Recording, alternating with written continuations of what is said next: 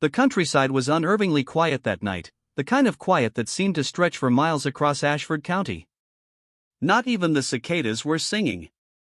The only sound came from the faint rustle of leaves in the late summer wind and the creak of the porch swing as Jack Reynolds leaned back, sipping a mug of coffee that had long since gone lukewarm. His farmhouse sat in the middle of 120 acres of rolling pasture, oak groves, and a meandering river that glittered in the moonlight somewhere beyond the hills. He could see every star in the sky from here, more than most people in the city ever knew existed. This was why Jack loved living out here, this peace, this solitude, this feeling that his land was his, free and unbothered by the chaos of the world. But the peace shattered just after 10 o'clock. It started as a low, distant growl. Jack set his mug down, head tilting slightly as his brow furrowed. Out here, you could hear an engine a mile away, and he'd learned to recognize each sound. The thrum of his neighbor's pickup, the low rumble of a tractor, even the occasional delivery truck making a rare evening run. This sound wasn't one engine. It was many. The noise grew louder by the second, until the air itself seemed to hum with it. Jack stood and stepped to the edge of the porch, his eyes narrowing as he peered down the gravel road that wound up to his gate. Then the first headlights appeared. 2 bright beams cut through the night, swinging toward his driveway. The vehicle that followed was not what Jack expected, a charter bus, long and white, rolling through the dark like a ghost. Then another bus followed. Then a third. Jack's heartbeat quickened. By the time the 4th bus turned into his driveway, his pulse was hammering in his ears. "What the hell is this?" he muttered. He grabbed the old Winchester rifle from the stand by the door, not to use, just to have in case someone thought they could threaten him, and strode toward his truck. He didn't even put on shoes, just jumped into the cab and fired the engine to life. By the time he reached the end of the driveway, all 7 buses had passed through the gate, their headlights snaking down the long dirt road toward the southern pasture. Jack floored it, gravel spitting under his tires as he followed the convoy. When he crested the hill overlooking the pasture, he slammed the brakes so hard the truck fishtailed. It looked like a festival had materialized on his land. Hundreds of people were already pouring off the buses, laughing, shouting, music thumping from portable speakers. Coolers, tents, and folding tables were unloaded in a flurry of movement. Someone rolled a barrel toward the field's edge, while others hauled firewood. They were setting up a party, a massive one. On his land. Jack gritted his teeth, fury bubbling hot in his chest as he threw the truck into park and stepped out. "Hey," he shouted, his voice echoing across the pasture. "What do you think you're doing? This is private property." Most of the partiers ignored him, but a few glanced over their shoulders and laughed like it was some kind of joke. Jack marched toward the nearest group, a bunch of 20-somethings unloading folding chairs, and barked again. "Off my land, now! You don't have permission to be here." A girl shrugged. "Talk to the lady with the clipboard." Jack froze. "Clipboard?" He turned and saw her. Standing near the gate, directing traffic like she owned the place, was Karen Whitfield. Even from this distance, Jack could see the smug tilt of her chin, the perfectly pressed blazer she wore despite the heat, and the glint of satisfaction in her eyes as she pointed people toward where to set up the beer pong tables. Of course it was her. Karen Whitfield, president of the Pleasant Hills HOA and Jack's personal nemesis for the last 2 years. Jack stormed toward her, his boots crunching the gravel. "Karen," he barked. She turned, and the smile that spread across her face was infuriatingly sweet. "Well, if it isn't Jack Reynolds," she said, like she'd just run into an old friend. "I was wondering when you'd show up." "You're a little late, we've already got the bonfire going." Jack's jaw tightened. "You've got 3 seconds to explain why there are 7 buses worth of people on my land." Karen's eyebrows shot up, mock innocence dripping from her tone. "Oh, Jack. Don't be dramatic. It's just our annual summer bash. The HOA voted to move it here this year, your field is perfect for it." Jack stared at her, stunned. "What? You can't just decide to throw a party here. This is my property." Karen gave a little shrug. "Technically, your property touches Pleasant Hills. You benefit from our events, so you're sort of an honorary member of the HOA. We put it to a vote. It passed unanimously. Jack could feel his blood pressure climbing. I've told you 100 times, my land isn't part of your subdivision. I don't pay HOA dues. I don't fall under your rules. And this, he gestured at the crowd, is trespassing. Karen's smile widened like she found this amusing. Oh, Jack. You really need to learn how to lighten up. You have all this empty space, why not let the community enjoy it? Jack turned away before he said something he couldn't take back. He dug his phone from his pocket and hit speed dial. Claire, he said when his neighbor answered. Are you seeing this? Yes. Claire shouted over the music in the background. They're all over your field. I thought maybe you'd rented it out or something. Not a chance, Jack growled. Call the sheriff. Now. He didn't wait for her reply, he was already walking back to his truck. By the time he returned to the pasture after making the call, the party had grown even bigger.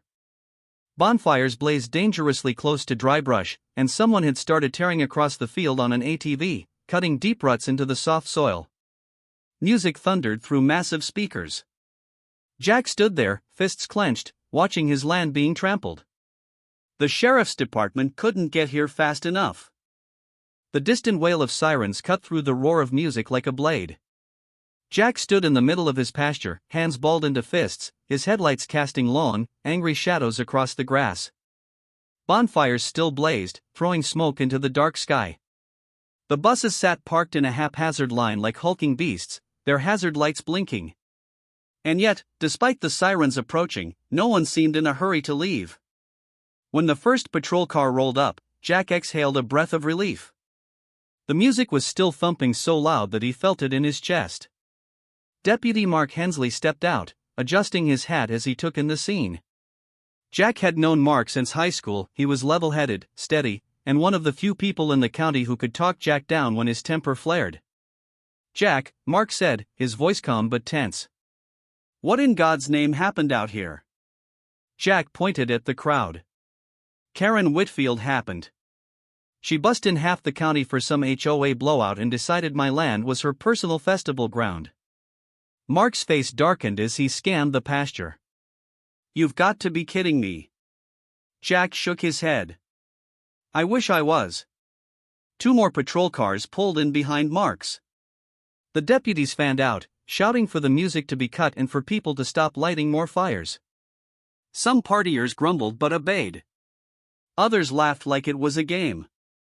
And then Karen herself appeared, walking toward them with that same infuriatingly calm smile, her clipboard tucked under one arm like this was nothing more than a bake sale. Well, she said brightly, I see law enforcement's here. Wonderful. I was just about to ask for a noise permit extension. Jack stared at her, stunned. A noise permit? You don't even have permission to be here. Karen waved him off. Jack, you really need to relax. The HOA voted to hold the party here this year. Everyone's having fun. No one's hurting anything. Jack gestured wildly toward the pasture. No one's hurting anything? My fence is down in 2 places, there are ATVs tearing ruts in my soil, and there's a bonfire 10 feet from dry grass. This isn't fun, it's a disaster waiting to happen. Deputy Hensley stepped between them. Ma'am, he said firmly, you and your people need to leave. This is private property, and you're trespassing. Karen folded her arms, her smile hardening. Trespassing? I don't think so. Jack's land touches our subdivision. That makes him part of the community. Mark's jaw flexed. It does not make him part of your HOA, and it doesn't give you the right to set foot on his land without permission. This is unlawful. You're shutting this down right now. Karen scoffed, as if she couldn't believe what she was hearing. This is ridiculous. We've been trying to get Jack to be more community-minded for years. He never comes to meetings, he refuses to pay dues, he won't even let us host events out here. He should be thanking us for including him. Jack took a step forward, his voice rising. I told you, I am not in your HOA. This land is mine, and you have no right to be here. You crossed the line tonight, Karen. For a long moment, the two of them just stood there, the tension between them crackling like a live wire. Then Karen tossed her hair and turned to her crowd. "Fine," she said with theatrical exasperation. "Everyone, pack it up. Apparently, our host has decided to be inhospitable." The sarcasm in her voice made Jack's blood boil, but he stayed silent as deputies began ushering people toward the buses. It took nearly 2 hours to clear the field. By the end, Jack's boots were caked with mud, his voice was hoarse from shouting, and his patience was worn to threads. The last bus rumbled away just before 2 in the morning, leaving behind an ugly mess. Jack surveyed the wreckage under the harsh beams of his truck's headlights. Trash was everywhere: beer bottles, plastic cups, food wrappers. A folding table had been left broken near the fence line. His grass was scorched in several places where the bonfires had been. Then he saw the ruts. Deep, ugly scars carved through the pasture, where trucks and ATVs had churned the soil into something unrecognizable. Jack crouched down, running a hand through the dirt. His father had taught him how to tend this field when he was 12. He'd mended fences here, baled hay, repaired the soil after floods. This wasn't just dirt to him, this was family land, living history. And Karen had treated it like a disposable parking lot. Deputy Hensley walked up behind him, sighing. "I wrote up an incident report," he said. "You've got more than enough here to press charges for criminal trespass. Maybe even property damage." Jack stood, his jaw tight. "I'm not just pressing charges, Mark. I'm taking her to court. I want every single dime it'll cost to fix this out of her pocket. She doesn't get to do this and walk away." Mark nodded. "Then you're going to want a good lawyer." By the time Jack finally drove home, the first light of dawn was creeping over the horizon. He didn't sleep. He didn't even bother washing the dirt off his hands. Instead, he sat at his kitchen table and started compiling photos: every damaged fence post, every burned patch of grass, every tire rut. At 9 sharp, he drove into town and walked into the office of Samantha Holt, an attorney whose reputation preceded her. Samantha was sharp-eyed and brisk, with a presence that filled the room even before she spoke. She took one look at the photos Jack spread across her desk and let out a low whistle. "Good God," she said. "This looks like a music festival, not a neighborhood party." "It was supposed to be their HOA summer bash," Jack said grimly. "They voted to hold it on my land. Without asking me." Samantha looked up, one eyebrow arched. "And they caused this?" Jack nodded. "Fence repairs alone will cost thousands. And if I don't get the soil fixed before the next rain, half the pasture's going to wash out." Samantha's expression hardened. "All right. Here's what we're going to do. We'll file for criminal trespass, property destruction, and reckless endangerment." "That bonfire near dry grass? That's a fire hazard. If the judge has half a brain, she's not just going to pay damages, she's going to face criminal penalties." Jack felt something he hadn't felt since the buses rolled in: hope.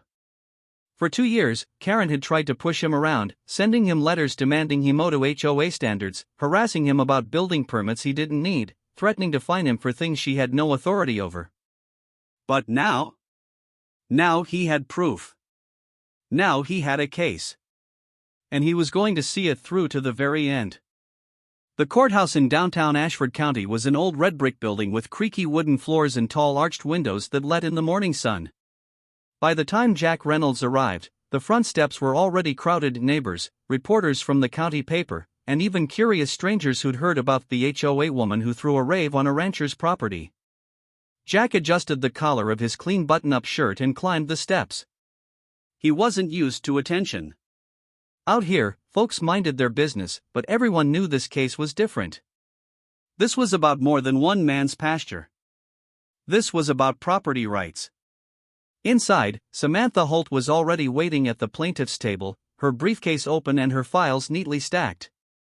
She gave Jack a firm nod. "Ready?" she asked. "As I'll ever be," Jack said quietly. Then the courtroom doors opened again, and Karen Whitfield swept in like she owned the place. She wore a tailored navy blazer, gold earrings that caught the light, and an expression of smug confidence. Her lawyer, a slick-looking man from the city named Gregory Cole, followed close behind, whispering something that made her smile. Jack felt his jaw tighten, but Samantha placed a hand on his arm. "Let her have her moment," she murmured. "She won't be smiling for long." The bailiff called the room to order as Judge Nathan Carter entered and took his seat. Carter was a tall man with a stern face and a reputation for no-nonsense rulings. He adjusted his glasses and scanned the courtroom before speaking. "Let's make this clear from the start," the judge said. "This is not a neighborhood squabble. This is a case of alleged criminal trespass, property destruction, and reckless endangerment. I expect order in this courtroom." Karen's smile faltered for just a second. The trial began with Samantha laying out her case. She moved with a kind of calm precision that was almost surgical, presenting photographs of the damaged fence, scorched grass, and tire ruts. "Your Honor," she said, holding up a photo of the field the morning after, "this is not a harmless party. This is what hundreds of uninvited guests left behind. The defendant organized and transported them here, knowing she had no permission to use Mr. Reynolds' land." Karen's attorney rose, his voice smooth as silk. "Your Honor, the HOA had every reason to believe Mr. Reynolds was considered part of the community." Judge Carter held up a hand. "Mr. Cole, I've reviewed the deeds and plats myself. Mr. Reynolds' property is not within the HOA's jurisdiction. Continue carefully." Samantha called Claire Jennings as her first witness. Claire, a petite woman with silver hair and sharp eyes, took the stand and described what she saw that night. "Karen bragged about it," Claire said, her voice carrying across the room. "She told me she was going to teach Jack a lesson about sharing his land with the community. I told her she couldn't do that, but she just laughed." Cole tried to poke holes in her testimony, suggesting she might have misheard. Claire leaned forward, glaring at him. "Sir, I know what I heard," she said firmly. "Karen said, by the time Jack finds out, it'll be too late to stop us." Those were her exact words. Jack felt a small, grim smile tug at his lips. Claire had just landed a direct hit. Next, Deputy Mark Hensley took the stand. His testimony was even more damning. "When I arrived," he said, "there were open flames less than 10 feet from dry brush. If the wind had shifted, we could have had a full-on wildfire on our hands. I told Ms. Whitfield she had to shut the event down immediately. She refused until I threatened to start arresting people." The courtroom murmured. Karen shifted uncomfortably in her chair. Finally, Samantha called Jack to the stand. He sat tall, meeting the judge's gaze. "My grandfather bought that land after coming back from Korea," Jack said, his voice steady but weighted with emotion. "He worked it with his own 2 hands. My dad taught me how to mend fences and plant cover crops out there. It's not just dirt and grass to me. It's part of who we are. When I saw those buses roll in, it felt like someone had broken into my home." Karen's attorney cross-examined, trying to paint Jack as antisocial, a man who refused to cooperate with the neighborhood. Jack didn't flinch.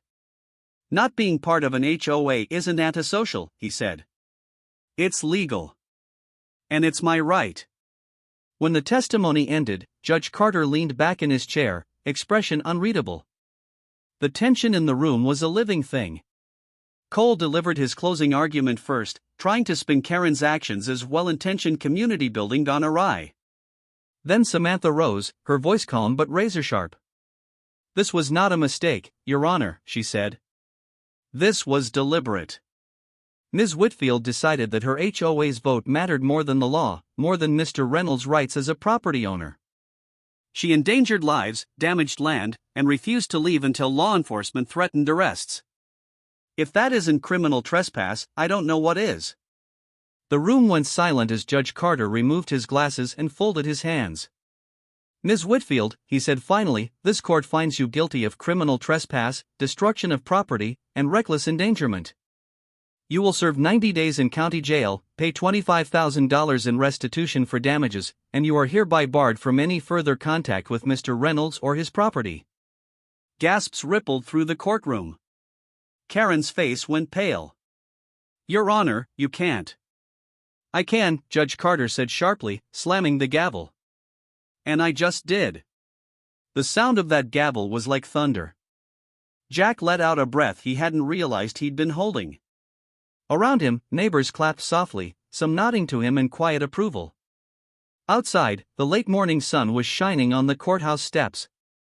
Reporters shouted questions, but Jack just smiled faintly and tipped his hat. That night, he sat on his porch again. The stars were out, and the crickets had returned, filling the night with their song. The pasture was still scarred, still in need of work, but the quiet felt like a promise. No more buses. No more fights. Just peace. For the first time in months, Jack felt like his land and his life truly belonged to him again.